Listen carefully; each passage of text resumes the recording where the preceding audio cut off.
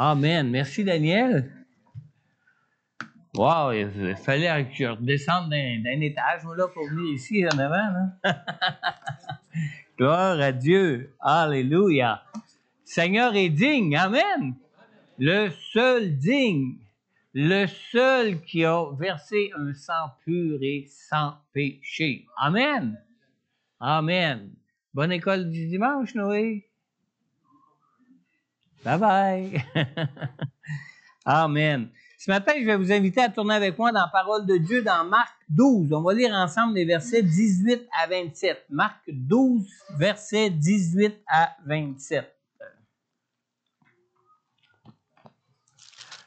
Alléluia. Mettre mes lunettes. Oh yes.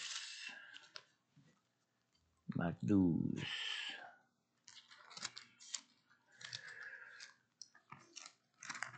Est-ce que tout le monde a tourné? Ceux qui ont des Bibles, là, il y en a sur le téléphone. On ne tourne pas de la même façon. Hein? Marc 12, on lit à partir du verset 18. Les Sadducéens, qui disent qu'il n'y a pas de résurrection, vinrent auprès de Jésus et lui posèrent cette question. Maître, voici que Moïse nous a prescrit. Voici ce que Moïse, nous a prescrit. Si un homme meurt et laisse une femme sans avoir d'enfant, son frère épousera la veuve et donnera une descendance à son frère. Or, il y avait 7 frères. Le premier s'est marié et est mort sans laisser de descendance. Le deuxième a pris la veuve pour femme et est mort sans laisser de descendance. Il en est allé de même pour le troisième. Et aucun des 7 n'a laissé de descendance. Après eux tous, la femme est morte aussi. À la résurrection, duquel d'entre eux sera-t-elle la femme? En effet, les 7 l'ont eue pour épouse. Jésus lui répondit, « N'êtes-vous pas dans l'erreur parce que vous ne connaissez ni les Écritures, ni la puissance de Dieu? En effet, à la résurrection, les hommes et les femmes ne se marieront pas, mais ils seront comme les anges dans le ciel. En ce qui concerne la résurrection des morts, n'avez-vous pas lu dans le livre de Moïse ce que Dieu lui a dit? Dans l'épisode du buisson, « Je suis le Dieu d'Abraham, le Dieu d'Isaac et le Dieu de Jacob. » Dieu n'est pas le Dieu des morts, mais des vivants. Vous êtes complètement dans l'erreur. Prions ensemble ce matin. Père éternel, merci pour ta parole, Seigneur.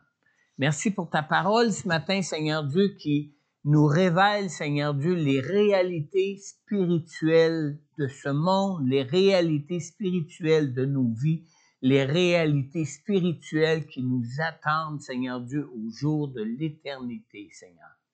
Seigneur, je te prie ce matin que ton Saint-Esprit, que tu nous as spécifiquement donné afin que nous puissions être enseignés par toi, Seigneur, pour tout ce qui concerne les réalités spirituelles de nos vies, Seigneur.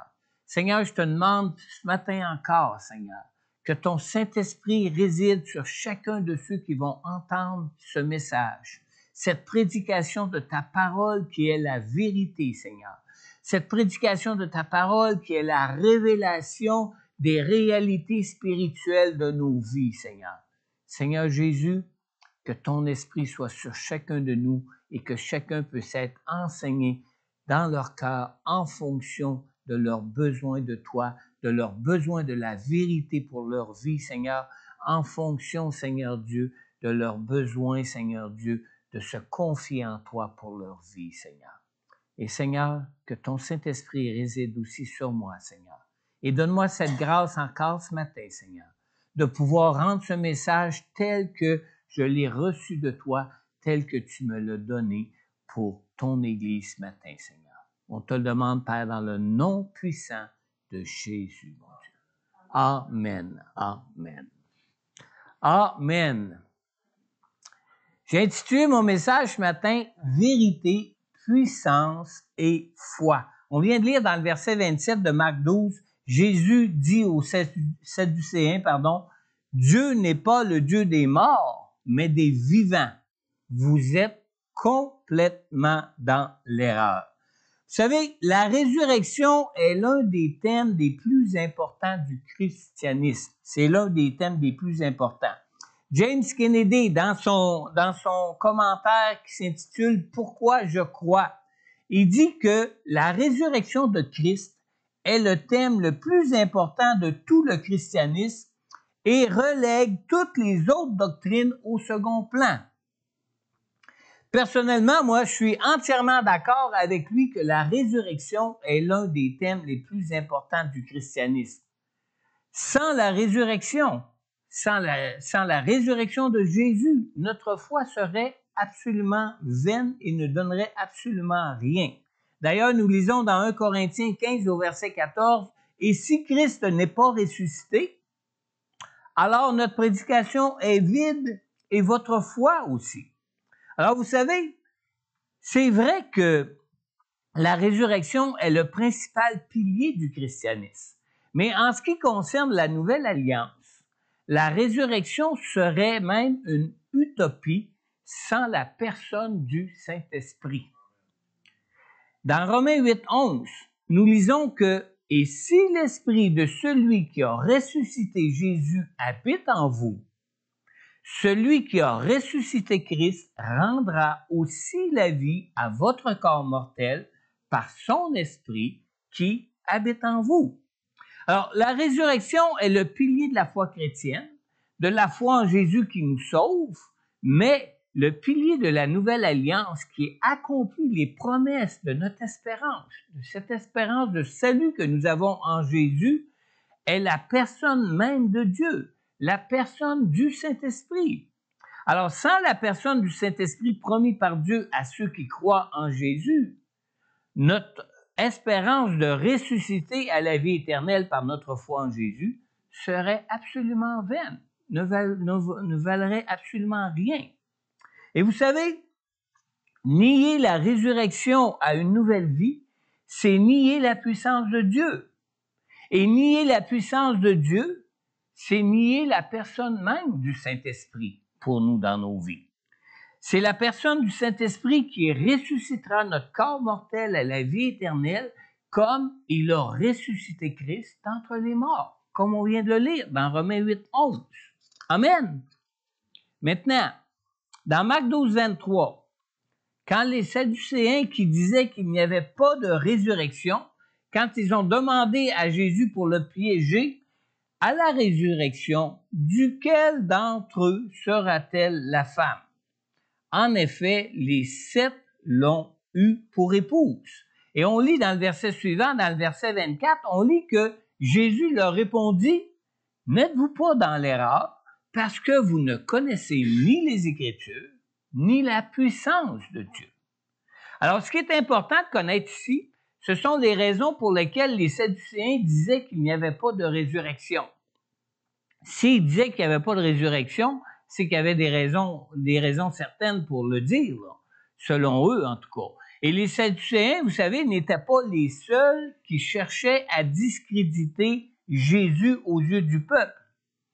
Les pharisiens le faisaient aussi, les hérodiens aussi ont tenté de le faire avec des questions pièges, comme on peut le voir juste auparavant dans les versets 13 à 17 de Marc 12, mais contrairement aux Sadducéens, les pharisiens et les hérodiens croyaient, eux, aux anges, aux esprits et à la résurrection des morts. Et en ce qui concerne, ce qui est encore plus étonnant, mais en ce qui concerne les pharisiens, c'est que les pharisiens étaient les principaux sacrificateurs et ceux qui avaient le plus d'influence sur le peuple. C'était eux, les Sadducéens.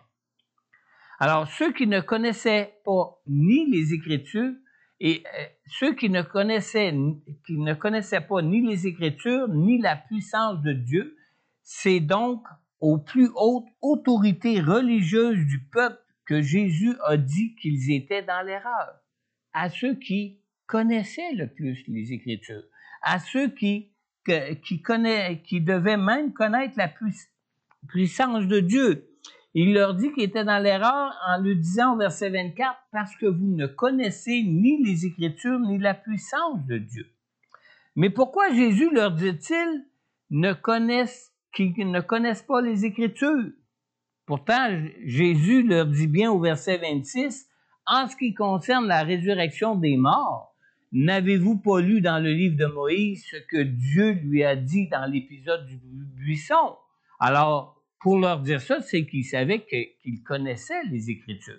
Qu'est-ce que Jésus voulait dire quand il leur a dit qu'ils ne connaissaient pas les Écritures?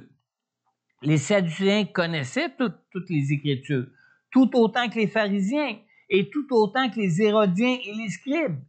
Mais la différence était la compréhension qu'ils avaient des Écritures. Et ça, c'est un point très important. On peut lire notre Bible toute notre vie, si on veut. Moi, j'ai une de mes sœurs, là, ça fait 30 ans que je suis au Seigneur. Elle a commencé à lire la Bible peut-être 15 ans avant que moi, je lise la Bible pour donner ma vie au Seigneur. Aujourd'hui, elle lit encore sa Bible à tous les soirs. Sa Bible est sur son chevet quand elle se couche, puis elle lit la parole de Dieu. Elle ne connaît pas Jésus pour autant. Elle n'a jamais connu Jésus pour autant. Parce qu'elle n'a pas la compréhension de la parole de Dieu qui lui permette de connaître Dieu, connaître la révélation de la parole de Dieu et connaître la puissance de Dieu pour elle dans sa vie. Puis c'est pas parce qu'on ne lui en a pas parlé. Non, absolument pas. Alors, le fait de connaître les Écritures ne garantit pas d'en avoir une bonne compréhension. Absolument pas. Toutes les Écritures étaient interprétées par les Sadducéens en accord avec les 5 livres de Moïse, en accord avec les livres de Moïse qu'on appelle le Pentateuque. Alors, bien que les promesses de résurrection de Dieu étaient claires dans le livre des psaumes, étaient claires dans le livre des prophètes, et pour les Sadducéens, l'interprétation de ces passages qui parlaient de la résurrection dans tous les autres livres que dans le Pentateuque, leur interprétation devait être comprise à la lumière des livres de Moïse seulement. Alors, ils en changeaient la compréhension, même si des versets parlaient clairement de la résurrection dans plein de livres autres que les livres de Moïse. En tordant le reste des Écritures pour les adapter à leur incrédulité, ils arrivaient à nier la résurrection des morts et à nier l'existence d'une vie spirituelle au-delà de la vie et au-delà de la vie terrestre. Alors, leur compréhension des Écritures, qu'ils prétendaient logiquement être bibliques, limitait la puissance de Dieu à une purification simplement physique, à une purification simplement matérielle de la vie. Et tout l'aspect des réalités spirituelles de la vie était complètement évacué de leur compréhension. Complètement. Leur compréhension des Écritures était basée sur les idées qu'ils se faisaient, eux, face à cette vie, et non pas sur la révélation de Dieu face à cette vie. Et leur compréhension des Écritures ne venait donc pas de la révélation des Écritures, mais venait simplement de leur propre conception des choses de la vie plutôt que de la révélation de Dieu pour eux. Dans Marc au chapitre 12, au verset 26, Jésus les confronte même dans leur propre compréhension des écrits de Moïse. Il leur dit, « En ce qui concerne la résurrection des morts, n'avez-vous pas lu dans le livre de Moïse ce que Dieu lui a dit dans l'épisode du buisson? Je suis le Dieu d'Abraham, le Dieu d'Isaac et le Dieu de Jacob. » Et dans le verset suivant, dans le verset 27, Jésus corrige leur mauvaise interprétation et il leur dit, « Dieu n'est pas le Dieu des morts, mais des vivants. Vous êtes complètement dans l'erreur. » Alors, comment Dieu pourrait être leur Dieu si Abraham, Isaac et Jacob sont morts et s'il n'y a pas de vie au-delà de la mort? Hein? Comment est-ce que Dieu pourrait être leur Dieu? Alors, notre interprétation des Écritures ne doit pas répondre à notre compréhension logique des choses de la vie, mais selon le fait que la puissance de Dieu va bien au-delà de ce qu'on peut même penser et imaginer. comme on le lit même dans Éphésiens 3:20, où ce que Paul prie pour les chrétiens d'Éphèse pour qu'ils connaissent Dieu, parce que Dieu est bien plus grand de ce qu'on peut même penser et imaginer, puis il peut faire des choses bien au-delà de ce qu'on peut même penser et imaginer.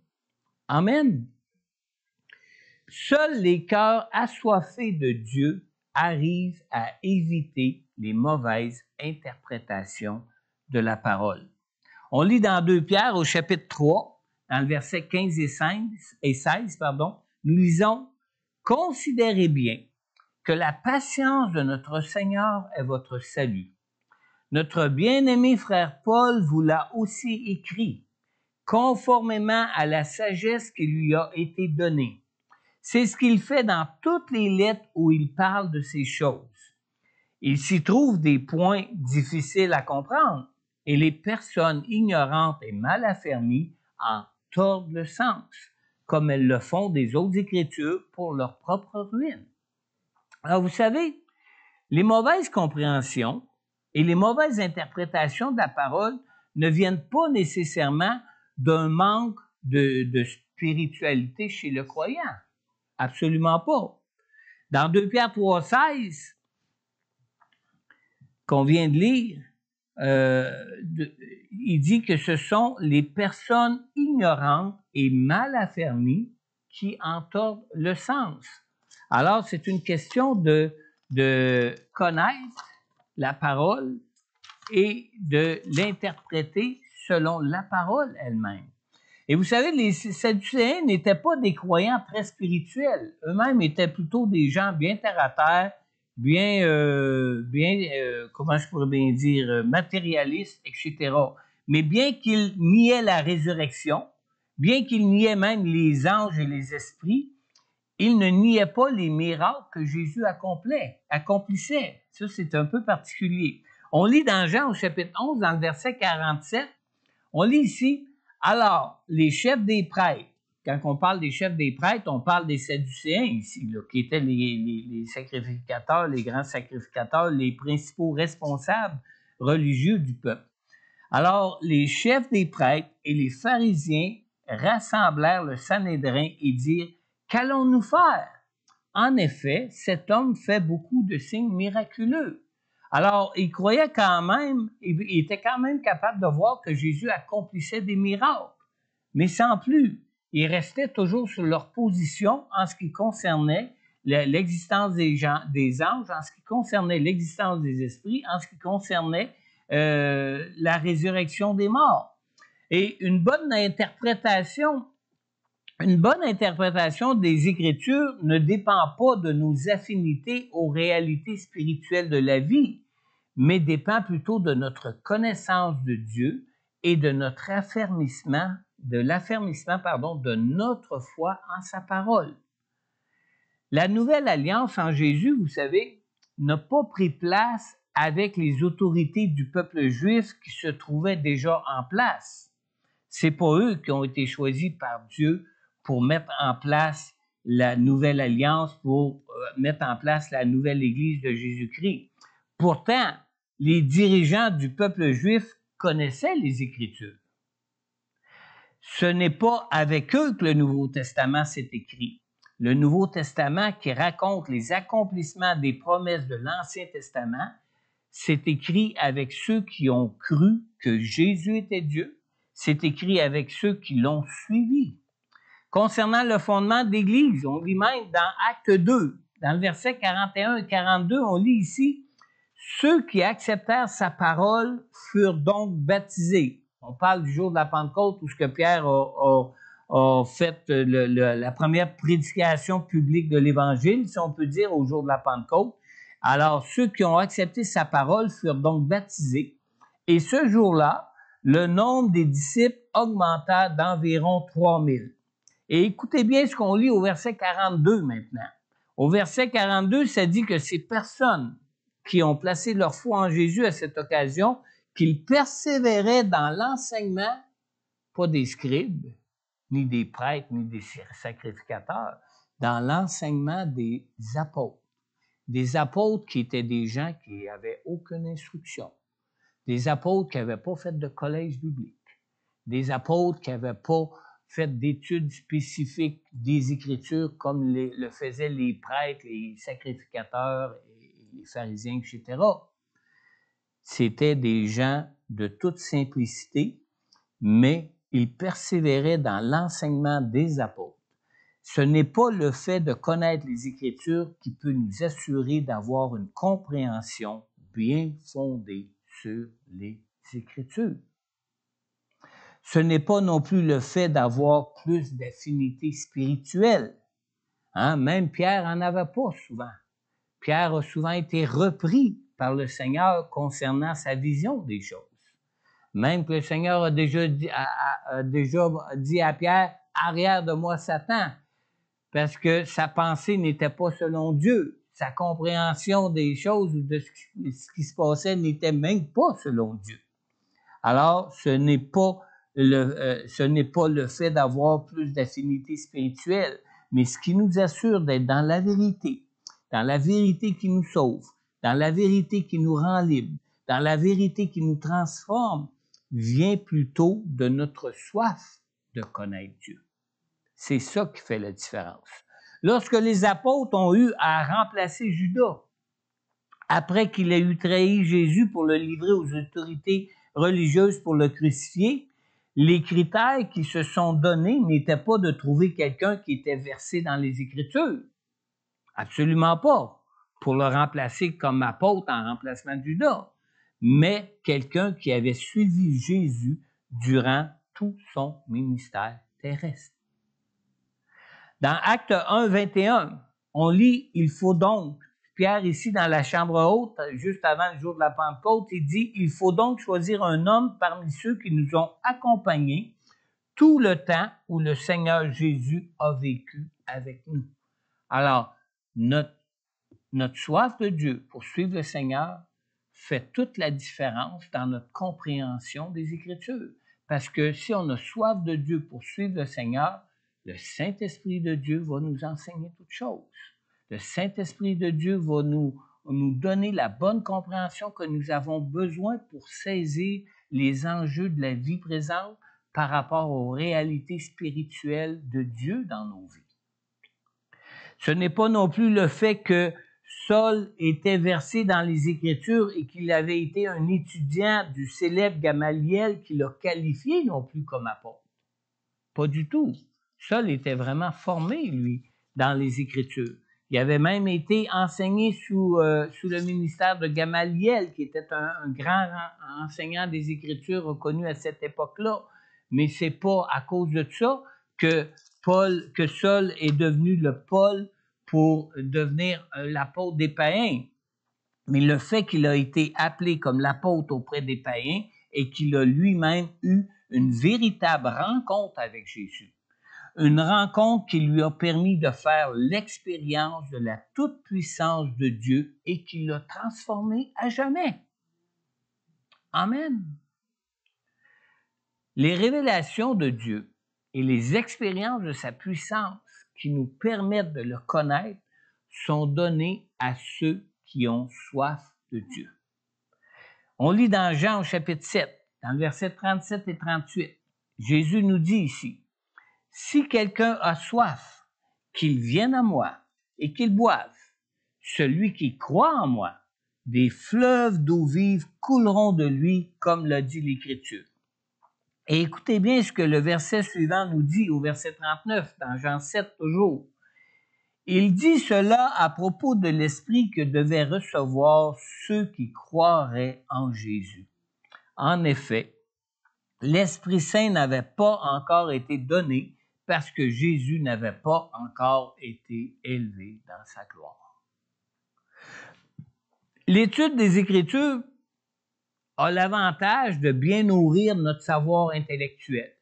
Puis quand on nourrit bien notre savoir intellectuel avec l'étude des Écritures, ben tôt ou tard, le Saint-Esprit utilise ce qu'on a appris intellectuellement dans les Écritures pour nous donner des révélations particulières des réalités spirituelles qui peuvent concerner nos vies.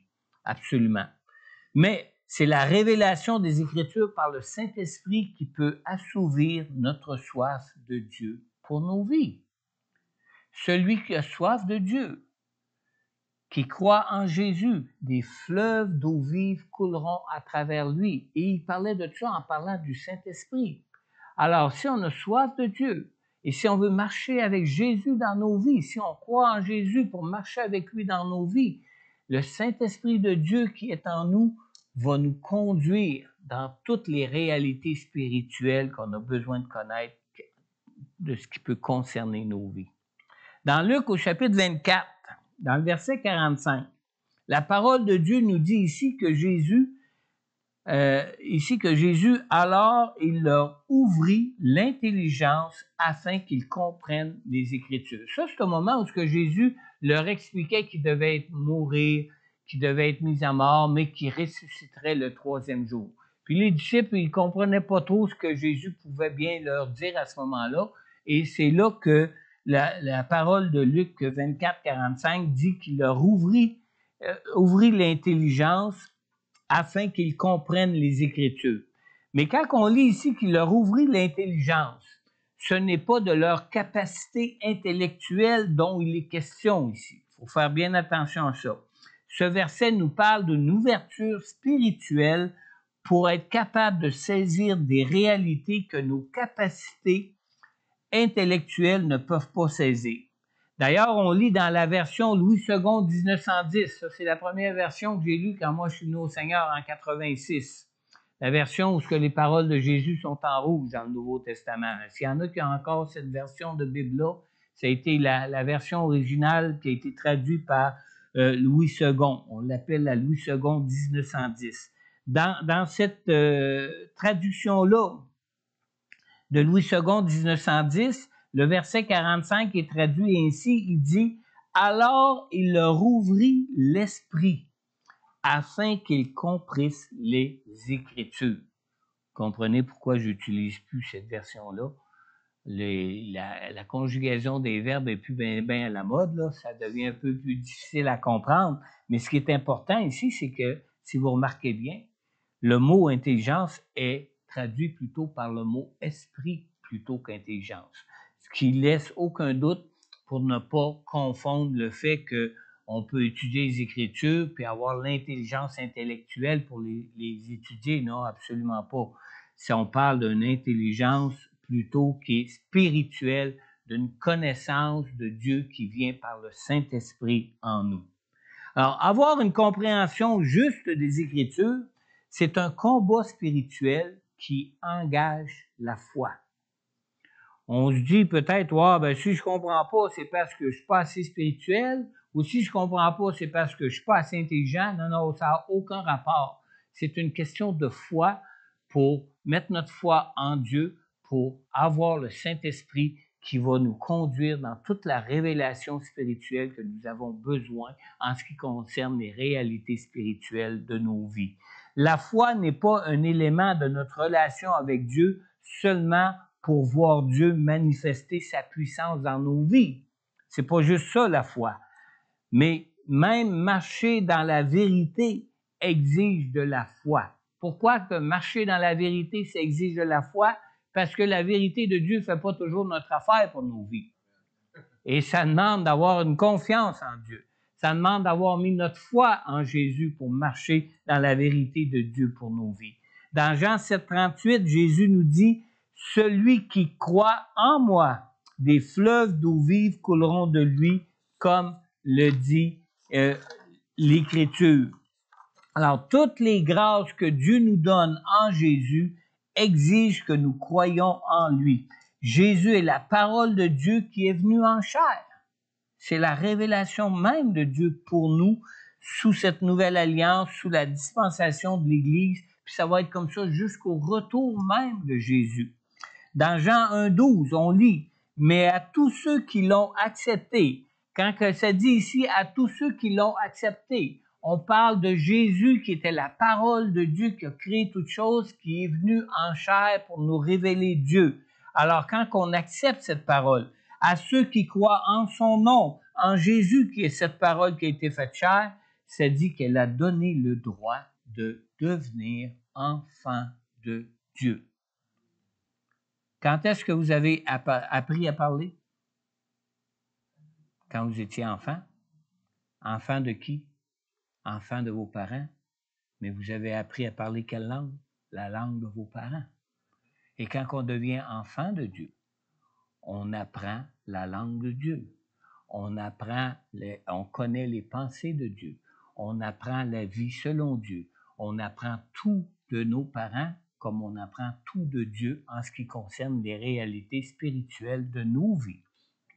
Mais accepter tout ce que Jésus a dit comme étant la vérité qui nous sauve, comme étant la vérité qui nous rend libres, ça c'est une chose, hein? Mais quand Jésus a dit qu'il était lui-même le pain descendu du ciel qui pouvait leur procurer la vie éternelle, savez-vous ce qui est arrivé? Beaucoup de ses disciples qui l'avaient suivi jusque-là l'ont abandonné. Beaucoup l'ont abandonné, pourquoi? Parce qu'ils comprenaient mal ou ne comprenaient pas ce que Jésus était en train de leur dire, leur expliquer, leur révéler. Ils l'ont abandonné. Dans Jean chapitre 6, au verset 67, Jésus a dit aux 12, après que les autres l'aient abandonné, Jésus dit alors aux 12, « Et vous, ne voulez-vous pas aussi vous en aller? » Et au verset suivant, qu'est-ce qu'on lit dans le verset 68 et 69? On lit que Simon-Pierre lui répondit, « Seigneur, à qui irions-nous? Tu as les paroles de la vie éternelle. Et nous croyons et nous savons que tu es le Messie, le Fils du Dieu vivant. » Marcher dans la foi en Jésus pour nos vies, c'est marcher dans la vérité de la parole. Dans Jean 8, 32, Jésus nous dit, vous connaîtrez la parole et la vérité, vous connaîtrez la vérité et la vérité vous rendra libre. Il y a une puissance dans la vérité. Il y a une puissance de Dieu qu'on peut expérimenter dans nos vies quand on marche dans la vérité de Dieu pour nos vies. Et s'il y en a un qui veut nous garder dans le mensonge et dans l'esclavage dans nos vies, ben c'est bien le diable, n'est-ce pas, hein? C'est bien le diable.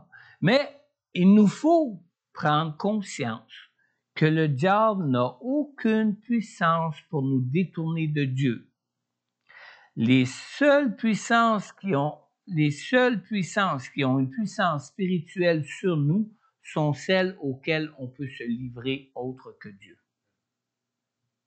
C'est les seules. Le diable n'est pas dans la vérité. Et la seule puissance qu'il peut avoir, c'est de nous détourner de la vérité par ses mensonges pour nous emmener à nous livrer à lui. Maintenant, ce qu'il faut surtout considérer, c'est que par notre foi en Jésus, nous avons avec nous l'Esprit de vérité qui est là pour nous conduire dans toute la vérité. L'Esprit Saint de Dieu, c'est l'Esprit de vérité. Alors, comment le diable peut-il nous mentir puisque nous avons l'Esprit de vérité? Hein? Comment le diable peut-il nous mentir? Très simple. Il le fait tout comme il l'a fait au commencement avec Adam et Ève. De la même façon. Nous avons l'Esprit de vérité avec nous et semblablement à nous, avant d'avoir péché, Adam et Ève, eux, étaient dans la pleine présence de Dieu, en pleine connaissance de toutes choses, dans la vérité selon Dieu. Comment est-ce que le diable a fait? Puisque le diable n'a aucun pouvoir spirituel, contrairement au Saint-Esprit, comment a-t-il pu détourner Adam et Ève de la vérité?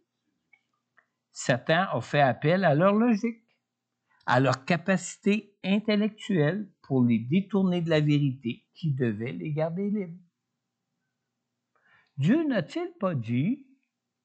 Puis ils ont commencé à réfléchir avec leur capacité intellectuelle au lieu de réfléchir selon leur capacité spirituelle, leur connaissance qu'ils avaient de Dieu. Comme les Sadducéens. Les Sadducéens, vous savez, faisaient de la résurrection des morts une risée même. Et quand les Sadducéens ont voulu piéger Jésus avec cette question sur la résurrection, il en avait déjà parlé sûrement avec les pharisiens pour en discuter souvent longtemps. Puis à chaque fois, ils savaient, de par leur logique et par leur habitude à débattre des questions intellectuellement, à les mettre en boîte avec cette question-là. Et ils se sont dit, Maître, on a une question pour toi.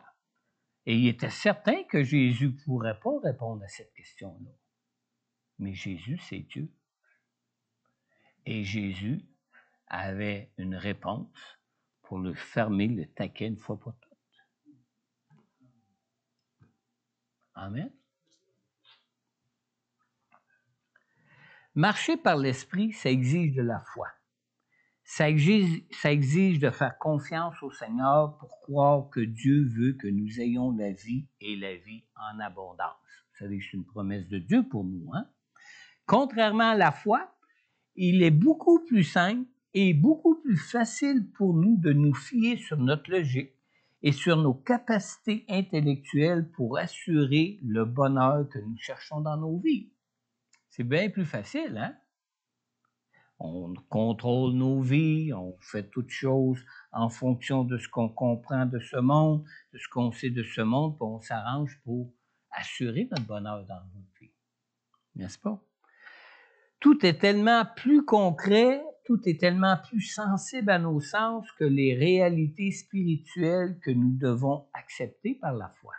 Alors, c'est beaucoup plus facile de marcher avec notre intelligence, beaucoup plus facile de marcher d'une façon selon notre compréhension intellectuelle que de marcher selon la vérité de Dieu dans nos vies. Parce que la vérité de Dieu, ça exige la foi en Jésus. Ça exige une pleine confiance en lui. Et c'est pas parce qu'on peut comprendre quelque chose ou ressentir quelque chose qu'on va marcher dans la vérité. Mais on va marcher dans la vérité simplement par la foi parce qu'on croit en Jésus et qu'on a confiance en lui pour notre vie. N'est-ce pas? Tout est tellement plus concret et sensible à nos sens que les réalités spirituelles que nous devons accepter par la foi en faisant confiance à Dieu. Parce que le seul qui est descendu du ciel, c'est Jésus. Nous, on ne sait pas, hein? On n'est jamais allé encore. N'est-ce pas? Amen.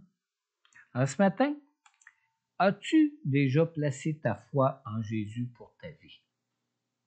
On lit dans Isaïe 53, verset 6, « Nous étions tous comme des brebis égarées.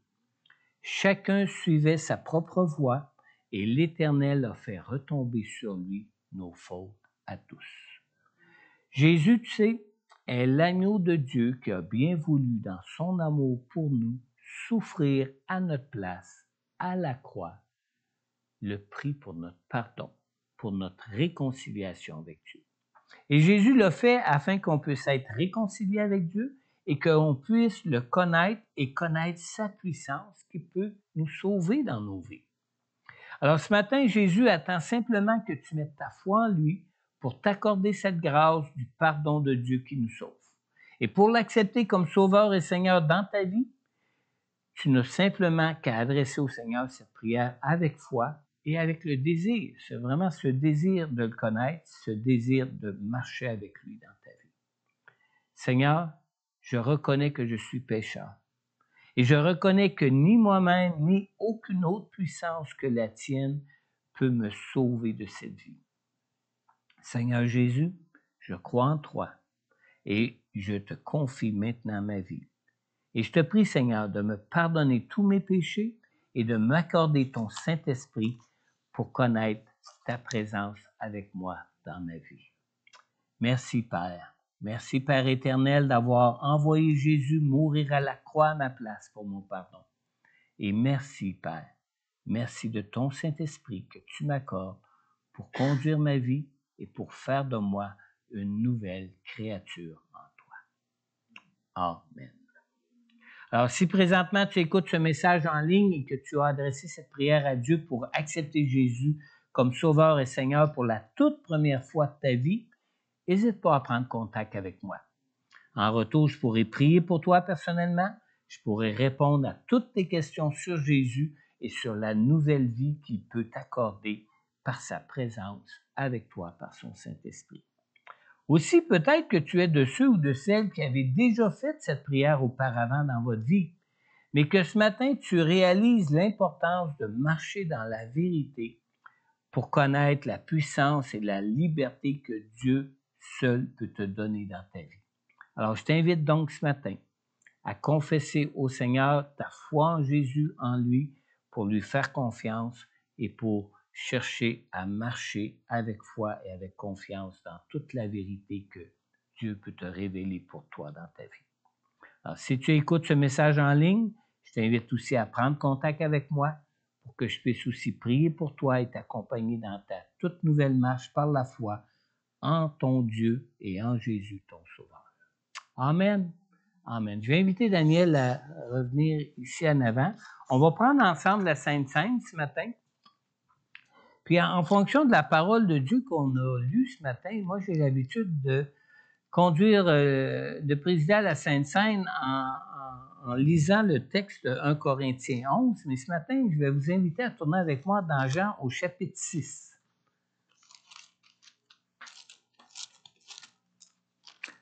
On va lire ensemble une partie de l'épisode où ce que des disciples ont abandonné Jésus parce qu'ils trouvaient que ses paroles étaient trop dures et parce qu'ils n'arrivaient pas à comprendre ce que Jésus leur expliquait.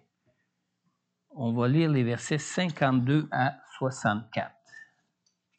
Jean chapitre 6, versets 52 à 64.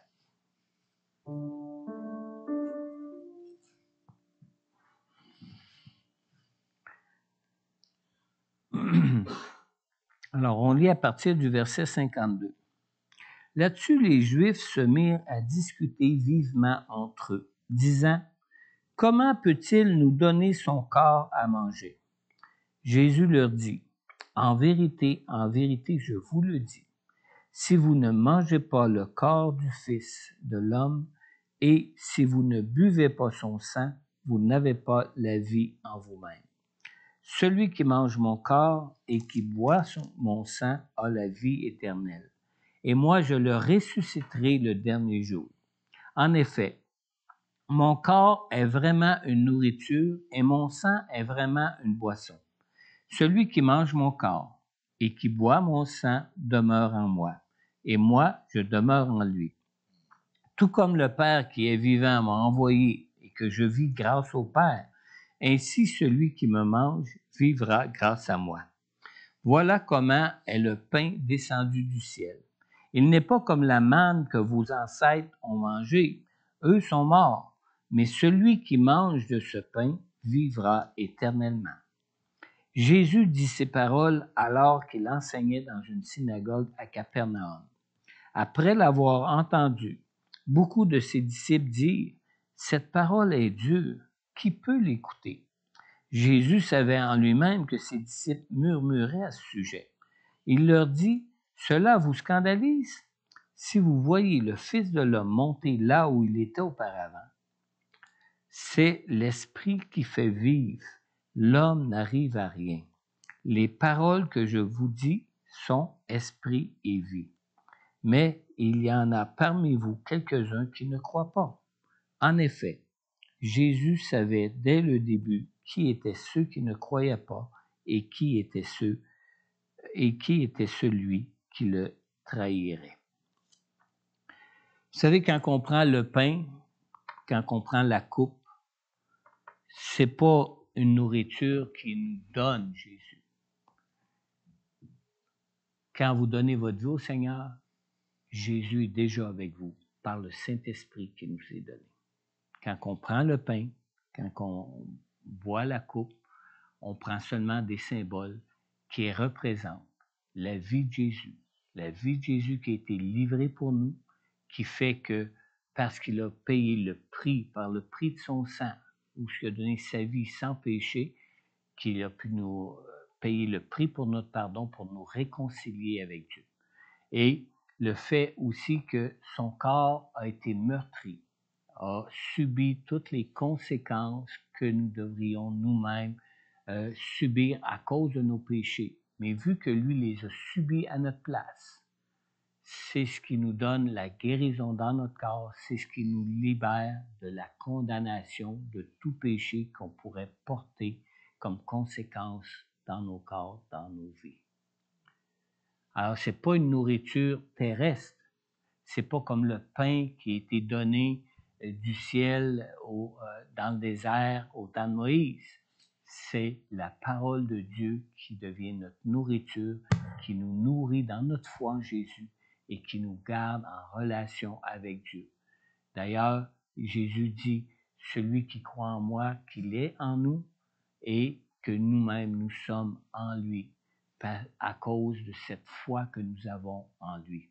Alors, ce qui est important ce matin, au moment où vous allez prendre les symboles, au moment où vous allez prendre la coupe, au moment où vous allez prendre le pain, c'est de vous examiner en ce qui concerne votre foi en Jésus. C'est par votre foi en Jésus que vous pouvez demeurer en communion avec Dieu, connaître sa présence dans votre vie par le Saint-Esprit, connaître la puissance de Dieu dans votre vie, se manifester par la grâce de Dieu pour vous rétablir en toutes choses dans votre vie. Amen. Je vais vous distribuer les symboles. Durant que je vais vous distribuer les symboles, prenez le temps d'examiner votre relation de foi en Jésus. Daniel va nous conduire durant ce temps de distribution dans un chant de louange et d'adoration. Et puis, tout de suite après, on va prendre ensemble les symboles en Jésus. Amen. Gardons cette attitude ce matin d'introspection. Quand on se présente devant Dieu, qu'on reconnaît vraiment ce qu'il a fait pour nous. On va rechanter le chant « Pardon, Seigneur, pardon ».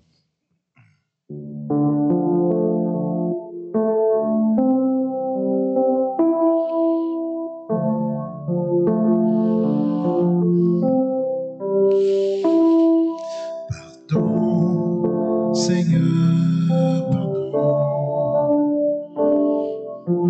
Pour notre orgueil, nos résistances, viens enlever nos suffisances et chasser notre arrogance. Pardon, Seigneur, pardon, pour toutes nos pensées impures. Viens changer nos cœurs si durs, nos raisonnements obscurs. Oh, relève-nous, nous sommes tombés si bas. Oh, relève-nous, ta justice, ta grâce et ton pardon. Aie pitié de nous. Nous nous humilions devant toi. Pardon, Seigneur, pardon, pour tant de paroles mauvaises. Viens adoucir nos lèvres et que nos cœurs s'abaisse. Pardon, Seigneur, pardon, de tout garder rancune. Viens changer nos amertumes, transformer notre attitude. Relève-nous, nous sommes tombés si bas. Oh, relève-nous,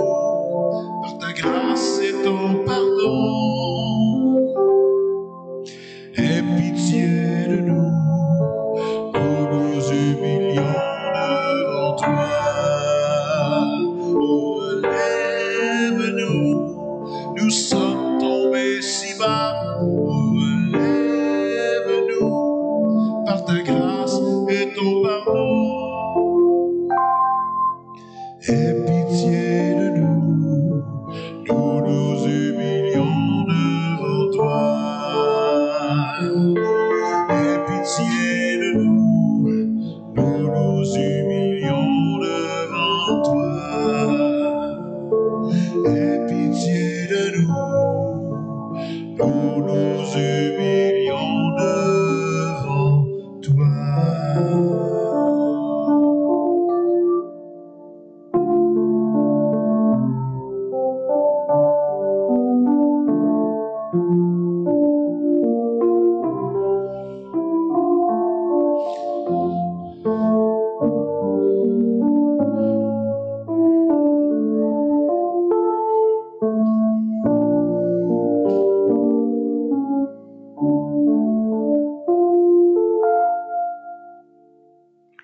Le Seigneur Jésus, la nuit où il a été arrêté, a pris du pain. Après avoir remercié Dieu, il l'a rompu et a dit, « Prenez, mangez, ceci est mon corps qui est rompu pour vous. Faites ceci en souvenir de moi. » De même, après le repas, il a pris la coupe et a dit, « Cette coupe est la nouvelle alliance en mon sang. Faites ceci en souvenir de moi toutes les fois que vous en boirez. En effet, toutes les fois que vous mangez ce pain et que vous buvez cette coupe, vous annoncez la mort du Seigneur jusqu'à ce qu'il vienne. C'est pourquoi celui qui mange ce pain ou boit la coupe du Seigneur indignement sera coupable envers le corps et le sang du Seigneur. Que chacun donc s'examine lui-même et qu'ainsi il mange du pain et boive de la coupe.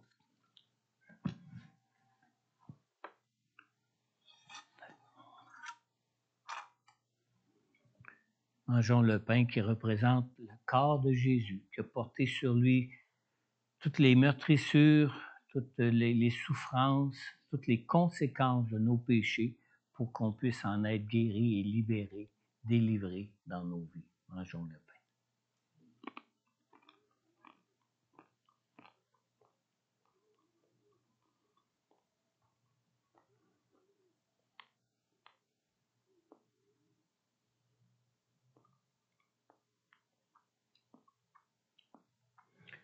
Nous allons maintenant boire la coupe qui représente la vie parfaite et sans péché de Jésus.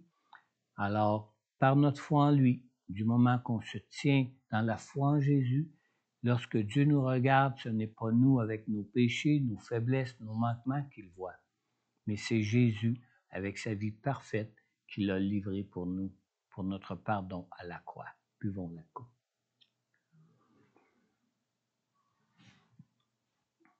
Amen. Daniel, je te demanderai un dernier chant. Je pensais que tu serais resté là, je t'aurais passé les... Oui.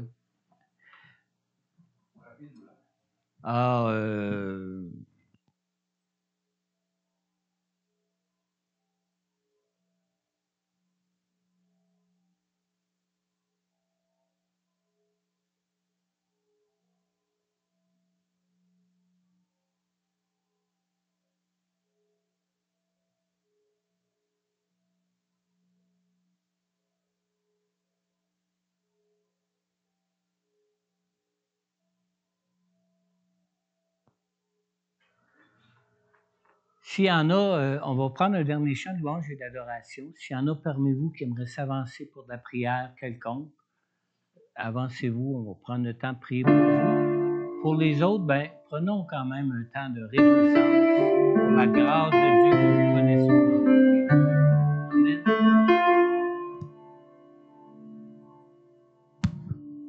Par ton sang, je suis racheté. Avec Dieu, je suis réconcilié. Comme tu es précieux pour moi, agneau immolé.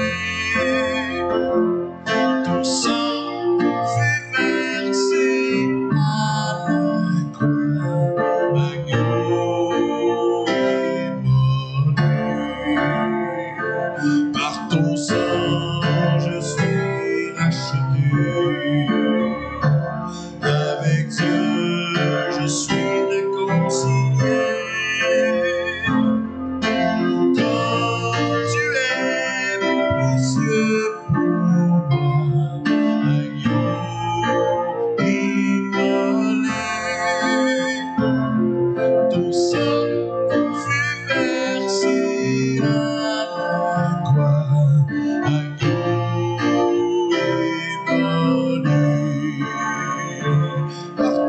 sang, je suis racheté. Avec Dieu, je suis réconcilié. Oh, tu es précieux pour moi.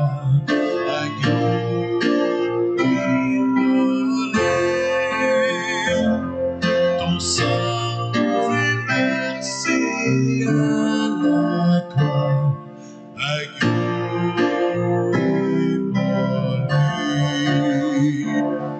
Ton sang fait merci à la croix. Agneau immolé. Agneau immolé. Agneau immolé. Seigneur, merci, Seigneur, de t'être offert en sacrifice comme un agneau immolé pour nous, pour notre pardon, pour notre réconciliation avec Dieu. Et Seigneur, merci de ce que non seulement tu es l'agneau assis sur le trône, mais tu es aussi le roi des rois, Seigneur. Seigneur, notre foi est en toi pour notre vie. Notre foi est en toi, Seigneur Dieu, pour marcher avec toi dans nos vies et devenir cette nouvelle créature que tu veux que nous soyons en toi, Seigneur. Cette nouvelle créature pour marcher en liberté dans cette vie, Seigneur, et marcher par la puissance et la grâce de ton esprit avec nous, Seigneur. Seigneur, comme un roi, tu es digne de régner, Seigneur. Digne de régner dans nos cœurs, Seigneur. Et on te prie, Seigneur, ce matin, que tu prennes toute la place en nos cœurs, Seigneur Dieu, et que notre cœur, Seigneur Dieu, soit ton trône, Seigneur, pour que tu puisses y régner et régner dans notre vie et nous conduire jusqu'au jour de notre résurrection de la vie éternelle avec toi, Seigneur. Dans le nom puissant de Jésus, Père, on te remercie et on te prie, Seigneur. Amen. Amen. Bon dimanche, Dieu vous bénisse. Marchez avec le Seigneur. Amen. Laissez-le trôner sur votre cœur, qu'il soit le roi dans votre vie pour vous conduire. Amen.